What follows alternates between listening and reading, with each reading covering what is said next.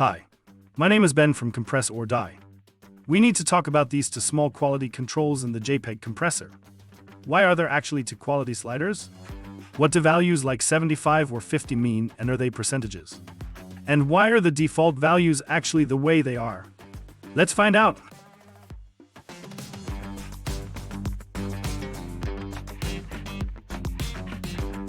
Why are there two quality sliders in Compress or Die? Well, humans are much better at perceiving brightness than color information. Maybe you remember from school that the eye has many more rod than cone receptors, and that you can perceive brightness better. You probably know from the situation when you are out at night. You can orientate yourself well, but you have, for example, problems to recognize the colors of the passing cars.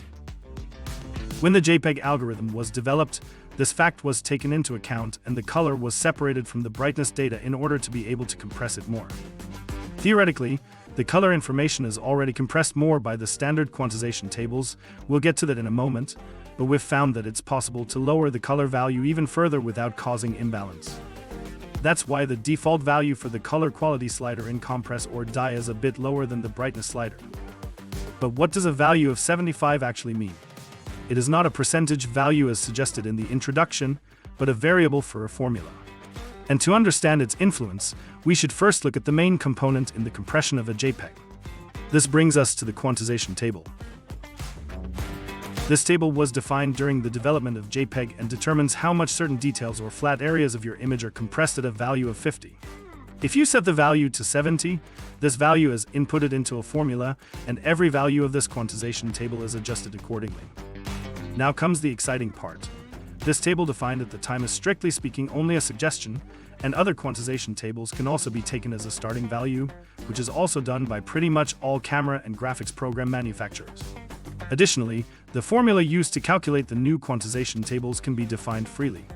As a result, the values of the quality sliders between different programs or online services are often not comparable at all.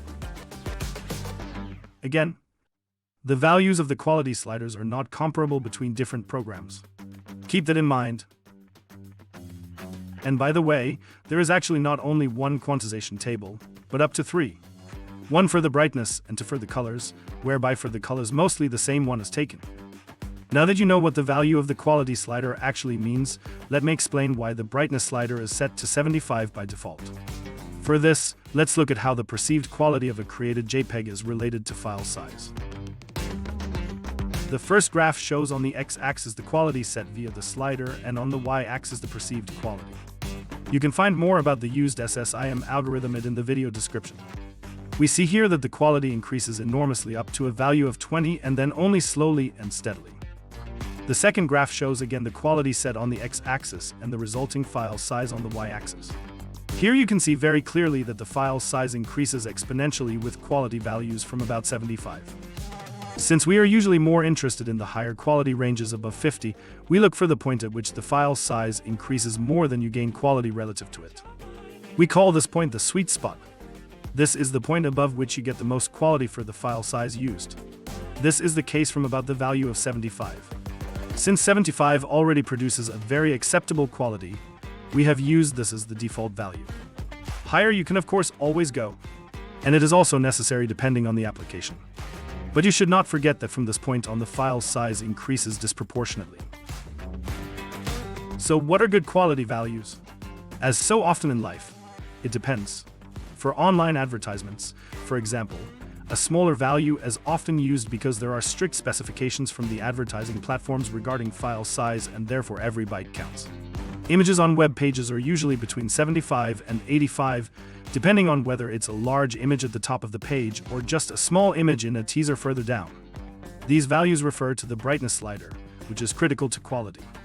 For the color slider, I would just always stay a little below that. Only one thing you should not do: choose extremely high values. Tom Lane, in 1999 the organizer of the independent JPEG group, the organization that launched the JPEG format, wrote already at the time in the JPEG FAQ. Except for experimental purposes, never go about Q95.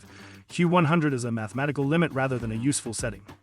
If you see a file made with Q100, it's a pretty sure sign that the maker didn't know what he or she was doing. So don't make this mistake. To be honest, I don't see any differences to the original image even from 87, 88 on. So anything above 90 is wasted hard disk space, unless the image is to be further processed later. Thanks for watching, and I hope this video was helpful. If you have any questions or suggestions, please leave them in the comments below. Don't forget to subscribe to our channel for more great content. Have a nice day.